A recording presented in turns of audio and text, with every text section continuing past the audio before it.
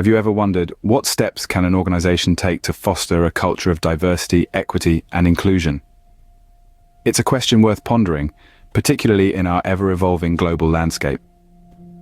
Today's topic is DEI management, which stands for diversity, equity, and inclusion management. This is the process of cultivating and sustaining an environment where everyone, irrespective of their race, ethnicity, gender, sexual orientation, religion, disability, or any other identity, feels valued and respected. Now you might ask, why does DEI matter? Firstly, it's a matter of fundamental human dignity. Everyone should experience respect and decency, regardless of their background.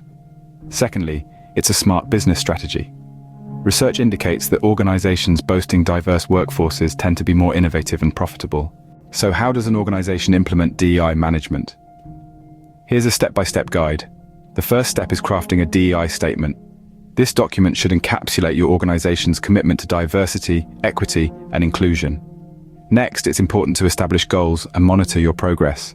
Identify what you hope to accomplish with your DEI initiatives, track your progress, and adjust your strategy as necessary. Education is another crucial step.